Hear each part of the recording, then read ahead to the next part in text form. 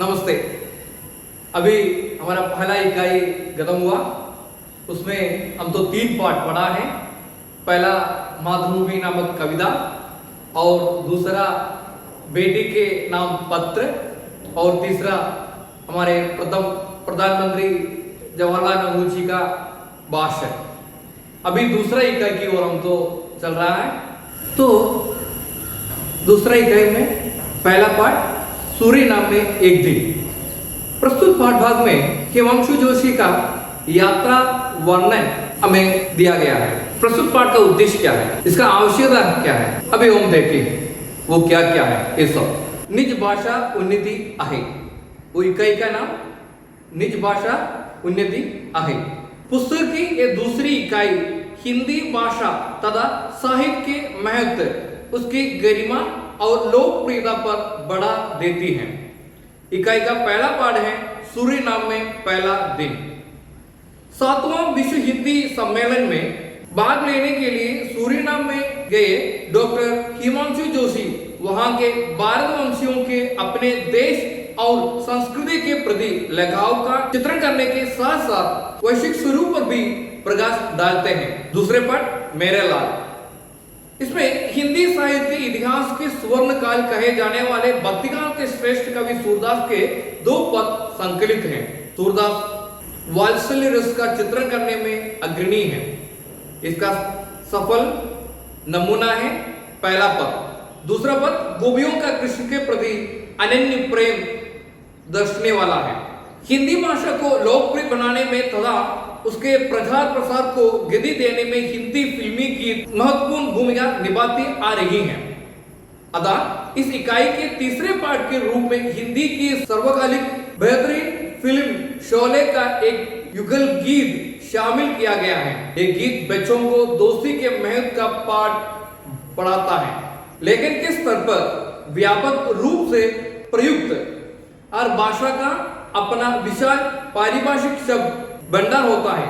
हिंदी भी इसका अपवाद नहीं है। पारिभाषिक शब्दावली की जानकारी नौकरी हासिल करने में भी सहायक होती है। अतः इकाई का अंतिम पाठ उच्च माध्यमिक शिक्षा के क्षेत्र में प्रयुक्त पारिभाषिक शब्दों से परिचित कराता है।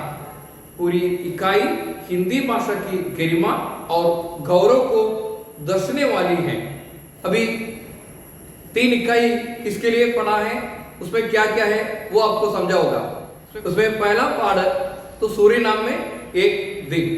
हिमांशु जोशी अपनी यात्रा में सूरीनाम के लिए गए यात्रा के वर्णन उसमें करते हैं। इसमें स्पष्ट रूप से इसे कहते हैं कि वहां पे वो भारतीय लोगों की गरिमा क्या है।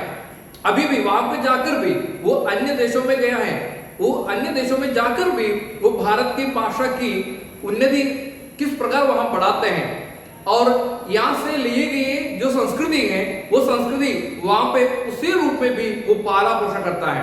वो भी ये पाठभाग में कहते हैं। ये पाठभाग में हमें ऐसा मिलता है कि सफरनामा की अपनी शैलीगत विशेषताएं हैं। दुनिया में प्रमुख भाषाओं में एक है हिंदी। हिंदी सार्वभौगोलिक भाषा है। ये सब जानकारी प्रस्तुत पाठ से हमें मिलता है। और सफरनामा की विशेषता पहचान कर किस प्रकार हमको यात्रा वर्णन लिखना है वो हम इसमें से समझते हैं। वो आस्वादन करने के लिए क्षमता भी हमें बढ़ता है। सफरनामा की शैलीगत विशेषताएं समझकर वो आस्वादन करता है। ये भी प्रस्तुत पाठ भाग से हमें मिलते हैं। ठीक है, प्रस्तुत पाठ भाग में यात्रा के बारे में कहते हैं, यात्रा वर्णन के बारे में कहते हैं। हमें कह सकते हैं कि सब लोग किसी न किसी प्रकार कहीं वो यात्रा किया है। कभी तो विनोद यात्रा, किसी वो देश में घूमने के लिए हम सब तो गया होगा। कभी तो किसी राज्य में, कभी तो किसी प्रदेश में, किसी इलाका में। तो सबसे पहले आप लोग ऐसा करना है कि आप लोग कहीं और ऐसे विशेष जगहों पे गया है तो वो जगहों की वर्णन करते हुए एक टिप्पणी लिखना है। वो यात्रा वर्णन आपको लिखकर मुझे भेज देना है। वो क्या क्या देखा है, वहां की घटना क्या है, वहां की भाषा क्या है, वहां की प्राकृतिक विशेषताएं क्या क्या है, वहां की मौसम क्या क्या है, भौगोलिक स्थिति क्या क्या है, ये सब वो उसमें निहित होना चाहिए। ठीक है, अभी एक यात्रा की एक छोटी वीडियो मैं आपको दिखाता हूं। ये वीडियो आप देखो।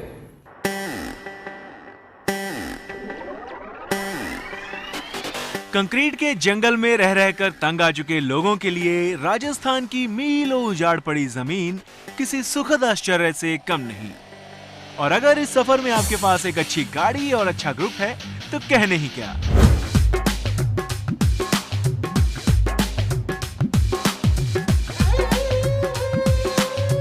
हमने दिल्ली से हिसार, हिसार से बीकानेर और फिर वहां से जैसलमेर का रूट चुना। दिल्ली से जैसलमेर का सफर जारी है। इस वक्त जैसलमेर 280 किलोमीटर दूर है, लेकिन मैं बहुत ज्यादा मजा ले रहा हूँ इस सफर का। बहुत ज्यादा सुहावना सफर है। मेरे आसपास चारों तरफ खूबसूरती छाई हुई है। कहीं पहाड़ हैं, कहीं रेगिस्तान है, ऊंचे ऊंचे टीले हैं, पहाड़ है। बहुत ही मजा आ रहा है। आपको भी बहुत ज्यादा मजा आएगा हमारे साथ इस यात्रा में। चलिए हमारे साथ जैसलमेर।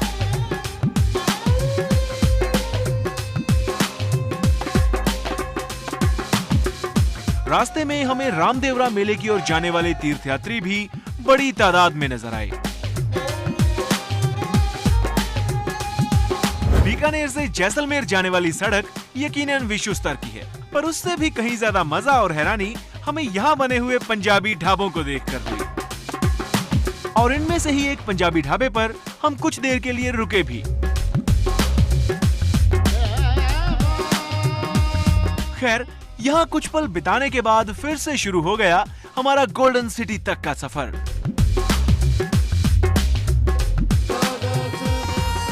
जो रात के अंधेरे में जाकर मुकम्मल हुआ, और इसके लिए हमने तय किए थे पूरे 850 किलोमीटर।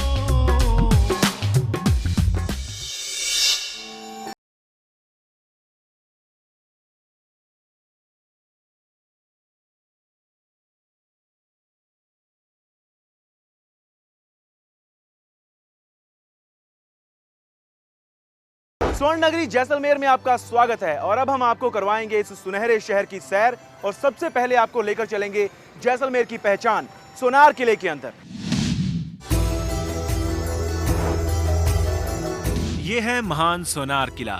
जी हां, त्रिकूट पर्वत पर 1156 ईस्वी में रावल जैसल द्वारा स्थापित 850 साल से भी पुराना ये किला अपने अंदर एक पूरा शहर समेटे हुए है।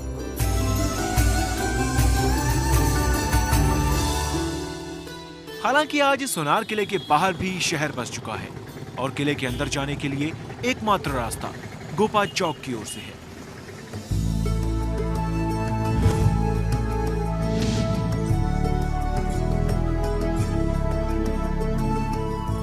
लगभग 5 किलोमीटर में फैले सोनार किले के अंदर एंटर होने के लिए एकमात्र रास्ता है, और उस एकमात्र रास्ते पर स्थित पहला दरवाजा अखे पुल है। और वहीं से हम अंदर एंटर करेंगे और जानेंगे सोनार किले के अंदर रहने वाले लोगों का लाइफस्टाइल। चलिए मेरे साथ।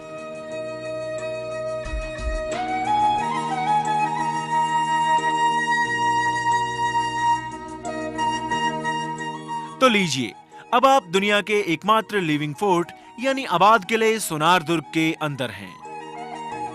अखे पुल से गुजरते ही एक छोटा सा हाट बाजार आपके इंतजार में होता है। आप यहां से प्योर लेदर और राजस्थानी शिल्पकला से सज्जित सामान खरीद सकते हैं। अखे पुल के बाद अगला दरवाजा सूरज पुल है। यहां से जब हम गुजरे तो एक कोने में ये नजारा देखने को मिला।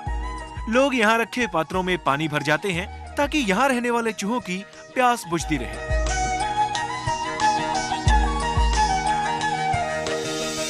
यहीं पर एक तरफ हिंदी और अंग्रेजी भाषा में लिखे गए अभिलेख भी मौजूद हैं, जिन पर दर्ज है सोनार किले का इतिहास। इसके आगे बढ़ें तो गणेश पोल के रूप में किले का सबसे पुराना दरवाजा आपके सामने होता है। और इसके पहले बने दरवाजे दरअसल अलग अलग राजाओं के काल में गणेश पोल के बाद ही बनाए गए हैं। किले के अंदर पहुंचने के रास्ते में छोटी छोटी दुकानें नजर आ ही जाएंगी। और अब आखिरी दरवाजा यानी हवा पोल पार करते ही आपके सामने मौजूद होती है सोनार किले के अंदर की जिंदगी।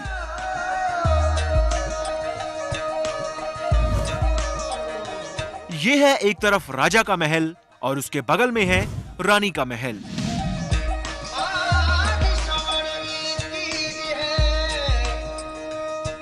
इन दोनों महलों को आज म्यूजियम में तब्दील कर दिया गया है। पर अगर आप इन दोनों महलों की बनावट पर नजर डालेंगे तो पाएंगे कि राजा के महल में कुछ छोटी छोटी खिड़कियां और एक विशेष झरोखा मौजूद है, जहां से राजा वक्त वक्त पर अपनी प्रजा को दर्शन देते रहते थे।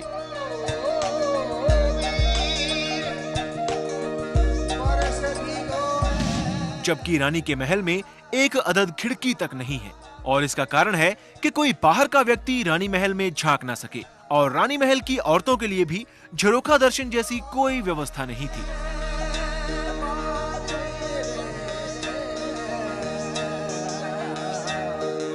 यूं तो मैं चाय का बड़ा शौकीन हूं और चाय की चुस्कियां अक्सर लेता रहता हूं, लेकिन ये चाय कोई मामूली चाय नहीं है, ये शाही चाय है। जी हां, मैं इस वक्त महान सोनार दुर्ग के अंदर राजा और रानी के महल के बिल्कुल सामने चाय की चुस्कियां ले रहा हूं। वाकई लाजवाब है ये चाय।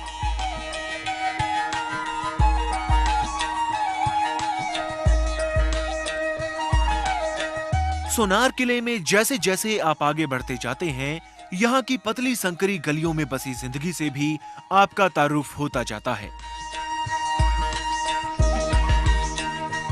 यहाँ के लोगों को भी सोनारवासी कहलाना काफी अच्छा लगता है। किले के अंदर रहना तो एक गर्व की बात है ही, सीधी सी बात है कि गर्व तो महसूस होगा जब हम किसी व्यक्ति को बोलते हैं कि हम किले के अंदर रहते हैं। कि सोनार किला नाम से वो पहचाना जाता है, इसीलिए हमें तो गर्व होना ही है। 8000 की आबादी वाले सोनार किले के अंदर ही लगभग 300 घर और 40 होटल रेस्टोरेंट बने हुए हैं।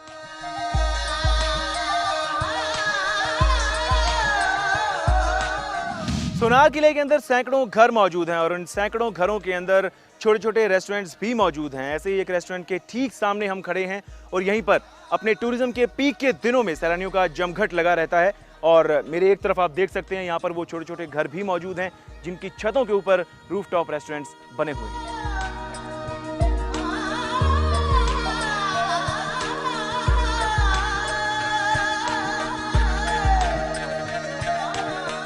सोनार में रहने वाले ज्यादातर लोगों की जिंदगी का आधार टूरिज्म से होने वाली आमदनी है और इसीलिए होटल्स के साथ साथ छोटी मोटी दुकानें भी आपको यहाँ मिल जाएंगी।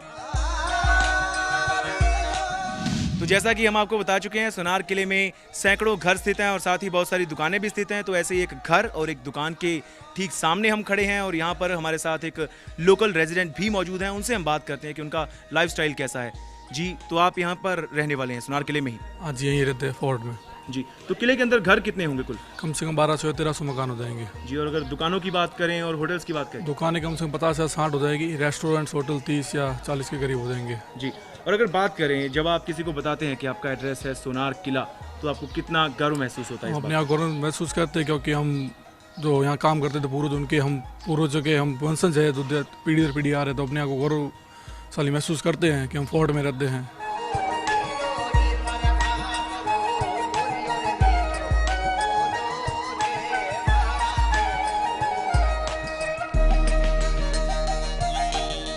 वैसे तो काफी दूर दराज में स्थित होने के कारण जैसलमेर पर काफी कम हमले हुए हैं, पर फिर भी किले की सुरक्षा के लिहाज से यहाँ तोपें जरूर तैनात की गई हैं।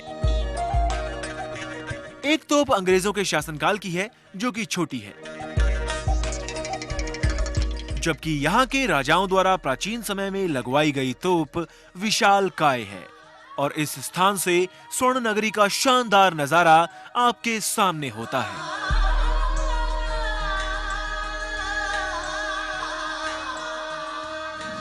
तो यह है स्वर्ण नगरी जैसलमेर का विहंगम दृश्य और मैं इस वक्त जिस जगह पर खड़ा हूं, मेरे ठीक सामने पड़ी है एक बहुत ही बड़ी तोप। और ये तोप इतनी बड़ी है कि मैं सोच रहा हूं कि मेरे जैसे भारी व्यक्ति को भी अगर इससे छोड़ दिया जाए तो मैं कहां पहुंचूंगा? शायद सीधा जैसलमेर टू जयपुर। सोनार में रहने वाले लोग कितनी धार्मिक प्रवृत्ति के हैं, ये यहाँ के मंदिरों को देखकर पता चल जाता है। हालांकि यहाँ पर लक्ष्मी नारायण मंदिर, रत्नेश्वर मंदिर और सूर्य मंदिर समेत काफी मंदिर हैं। पर सबसे मशहूर यहाँ का जैन मंदिर है।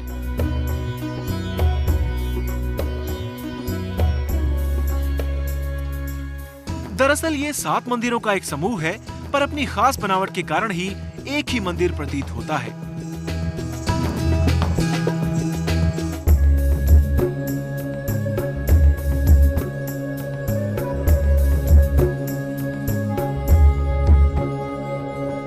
तो इस तरह से सोनार किला अपने अंदर एक अलग ही शहर बसाए हुए है। आप चाहे दुनिया के किसी भी कोने में स्थित किसी भी किले में चले जाइए, पर सोनार जैसी जिंदगी की महक और कहीं भी नहीं मिलेगी।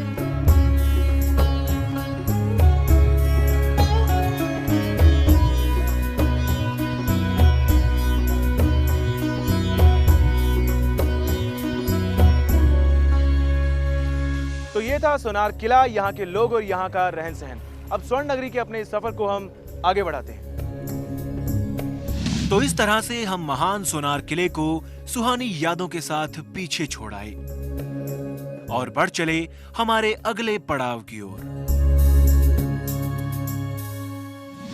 भव्य सोनार किले के बाद अब हम जा रहे हैं जैसलमेर से 40 किलोमीटर आगे सम गांव की ओर और वहां पर नजारा देखेंगे थार के रेगिस्तान का।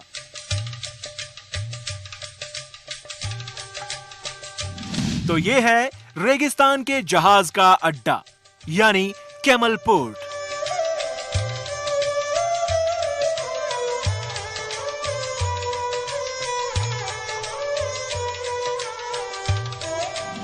और इस वक्त हम हैं महान थार के रेगिस्तान के अंदर, और रेगिस्तान के अंदर हम रेगिस्तान के जहाज पर बैठे हैं और यकीन मानिए काफी ज्यादा मजा आ रहा है मुझे इस वक्त इस कैमल सफारी में। और बहुत ज्यादा भीड़ है, बहुत ज्यादा टूरिस्ट इस वक्त मौजूद हैं थार के रेगिस्तान में। जैसलमेर से 45 किलोमीटर आगे सैम सैंड ड्यून्स में इस वक्त हम मौजूद हैं और देखिए ऊंट किस तरह से धीरे धीरे चढ़ाई कर रहा है रेगिस्तान के उन महान टीलों के ऊपर जिन्हें हम कहते हैं थार का रेगिस्तान।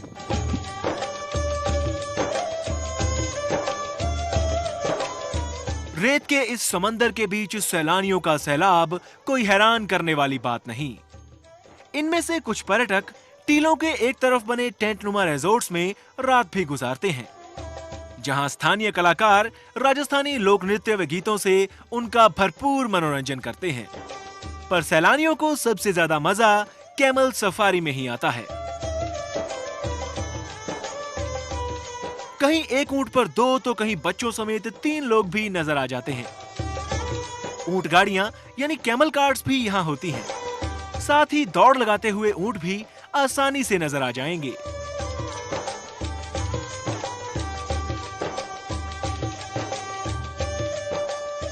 तो बहुत ज्यादा मजा ले रहे हैं, बहुत ज्यादा आनंद उठा रहे हैं हम। हालांकि ऊंट जब खड़ा हुआ था तब काफी डर लगा था यहाँ पर बैठे हुए, लेकिन अब बहुत ज्यादा मजा ले रहा हूँ। बिल्कुल नीचे उतरने का दिल ही नहीं कर रहा है। पहले जब बैठने वाले थे और जब ऊंट खड़ा हो रहा तब वाकई बहुत डर लग रहा था, लेकिन जब मैंने सवारी की है इसके ऊपर, जिसे कैमल सफारी कहते हैं, बहुत मजा आया। यकीन मानिए बहुत ज्यादा मजा आया। सिर्फ ऊंट ही नहीं, थार के इन टीलों पर स्थानीय लोक कलाकार भी अपना हुनर दिखाकर पेट भरने लायक पैसों का जुगाड़ करते हुए नजर आ जाते हैं। ये बीन बजा रहा व्यक्ति झांझन राम है, तो वहीं इसका साथ दे रही है इसकी छोटी सी बेटी।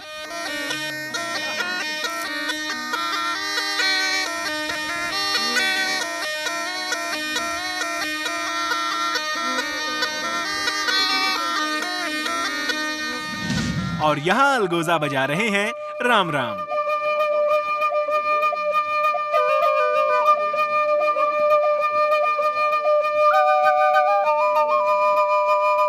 और इसी तरह से कुछ और कलाकार भी यहाँ नजर आ ही जाते हैं।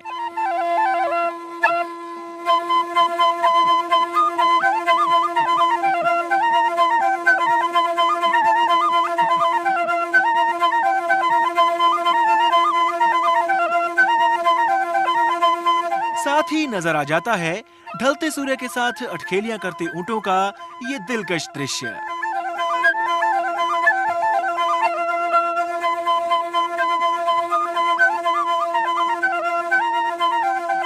तो इस तरह से सम सैंड ड्यून्स यानी कि सम गांव के रेत के टीलों को पीछे छोड़कर हमने एक बार फिर से रुख किया जैसलमेर का, जहां रात बिताने के बाद अगले दिन हम बढ़ चले हमारी अगली मंजिल रामदेवरा की ओर।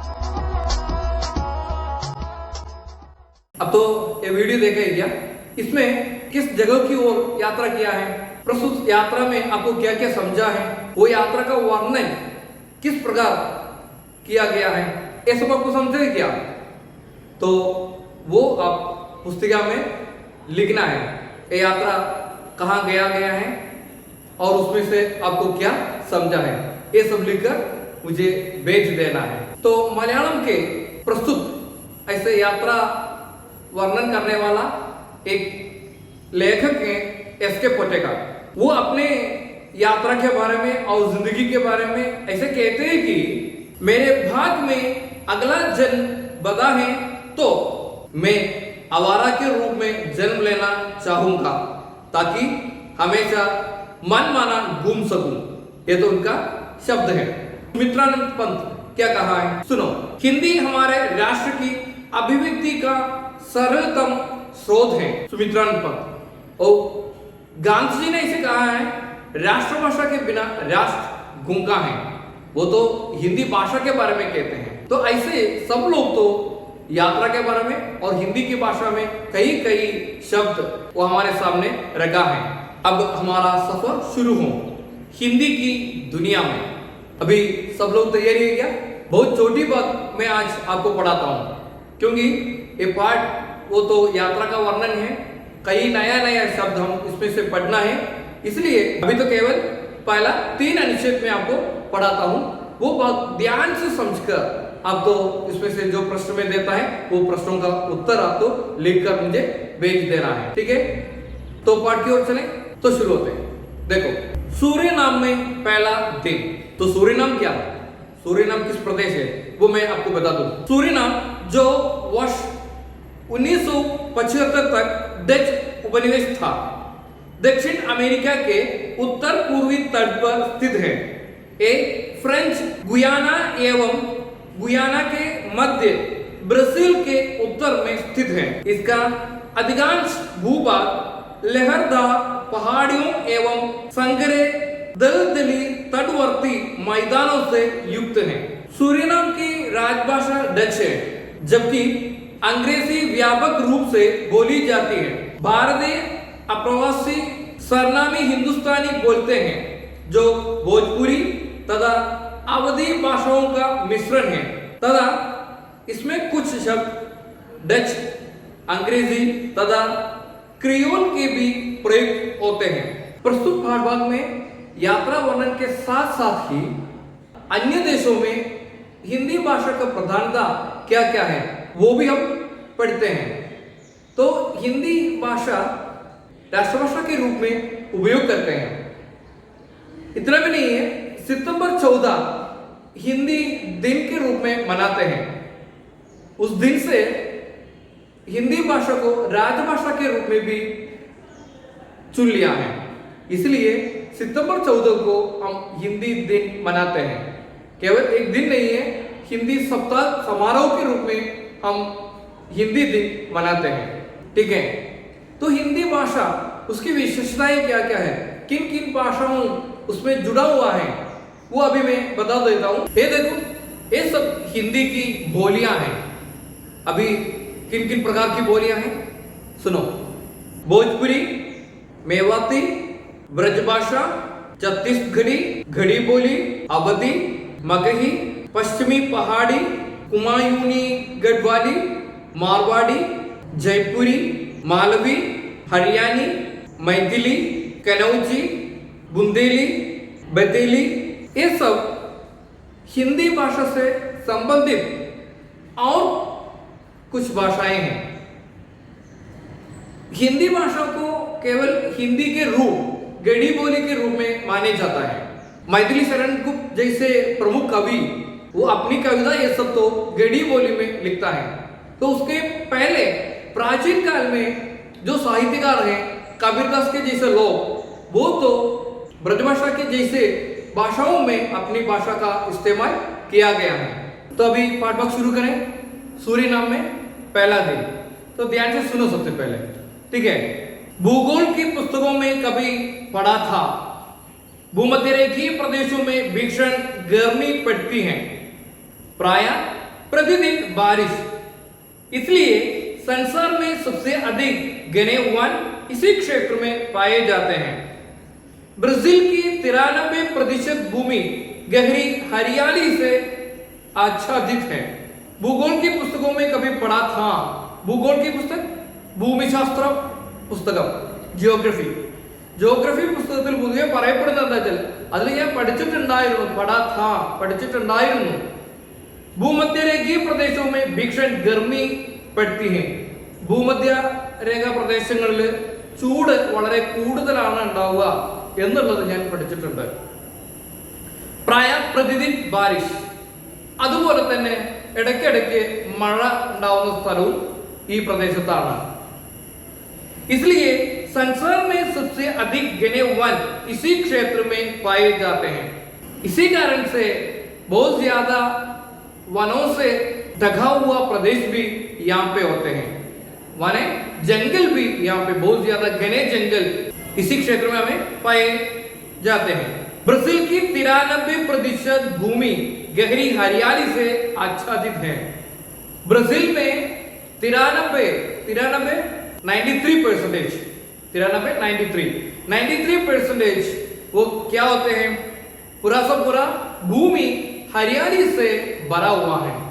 समझ में आते ही क्या? तो पहला आंसर में ऐसे कहते हैं, सबसे पहले भूमध्य और भूगोल पुस्तकों में ऐसे पढ़ा था, भूमध्यरेखीय प्रदेशों में बहुत ज्यादा गर्मी होते हैं, यहाँ पे बहुत ज्यादा घने जंगल भी, इसी कारण से हमें बहुत ज्यादा घने जंगल देख सकते हैं. और इतना भी नहीं है, 93% भूमि हरियाली से ढका हुआ है. ठीक है, तो इससे संबंधित कुछ प्रश्न में आपको बता दूं, वो प्रश्न का उत्तर आपको लिखना है. ठीक है, तो प्रश्न देखो. पहला प्रश्न, संसार में सबसे अधिक घने जंगल कहां पाए जाते हैं? कहां पे पाए जाते हैं? ब्राजील में ना. ब्राजील की भूमि का कितना प्रतिशत हरियाली से आच्छादित है? कितना प्रतिशत प्रदेश इलाका वो हरियाली से आच्छादित है? 93%. अभी जो मैं बता देते हैं ये सब तो आप तो आपकी पुस्तिका में लिखना भी है. ठीक है, सूरीनाम कहां स्थित है? सूरीनाम तो ब्राजील में स्थित है. और सबसे पहले हम तो हिंदी भाषा से कई बोलियां दिखाया, वो चित्र देखे ना, तो उसके आधार पर आप कहना है हिंदी भाषा की कितनी बोलियां हैं. वो किताब के पीछे बाद में आपको देख सकते हैं, वो सब हिंदी की बोलियां हैं. अधिक का यह पढ़ा आज प्रत्यक्ष देख रहे हैं, विमान से जाग रहे हैं, नीला जल, काले घने बादल और दूर कहीं हरियाली के चींटे. अभी अधिक का ये पढ़ा माने वो भूतकाल में जो मैं पढ़ा था, अधिक पास्ट, भूतकाल में अभी मैं जो पढ़ा है वो सब अभी देख रहा है. यहाँ लेखक ऐसे कहते हैं कि अभी वो सबसे पहले भूगोल में जो पढ़ा है, भूगोल की पुस्तक में जो पढ़ा है वो अभी प्रत्यक्ष में वो देख रहा है. तो वो यात्रा करते समय वो अपनी यात्रा वर्णन में ऐसे कहते हैं, वो हवाई जहाज में बैठकर वो खिड़की से बाहर देखते समय वो क्या क्या देखा, वो नीला रंग का जल देखा है, ठीक है, वो समुद्र.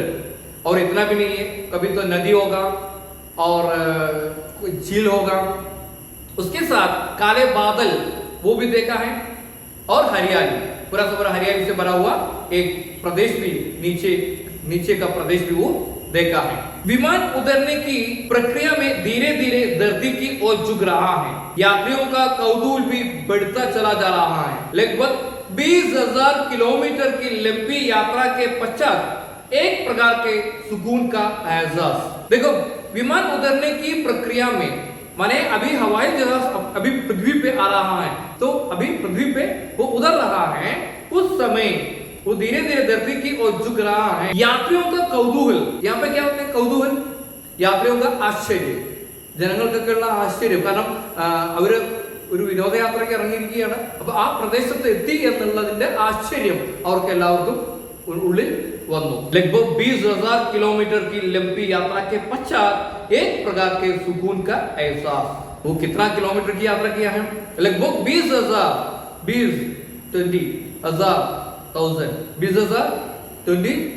किलोमीटर की लंबी यात्रा के पश्चात उसके बाद एक प्रकार के सुकून का एहसास. सुकून वो तो आराम करने की एहसास, वो फीलिंग उन लोगों को आते हैं. माने इतना किलोमीटर की लंबी यात्रा वो एक साथ कर रहा है, वो यात्रा के बाद वो अभी आराम के समय उनको मिला है, वो फीलिंग एहसास उनको अभी आता है. ठीक है, इन अच्छे आपको समझा ही गया. अब ये भागों से कुछ प्रश्न भी मैं देता हूं, वो भी आप समझना है, फिर अब पुस्तिका में लिखकर मुझे भेज देना है. ठीक है, तो देखो सूरीनाम कहां स्थित है, वो आप लोग पढ़ा है, ब्राजील. विमान से लेखक ने क्या क्या दृश्य देखा? वो हवाई जहाज में बैठकर वो खिड़की से वो क्या क्या दृश्य देखा? क्या क्या?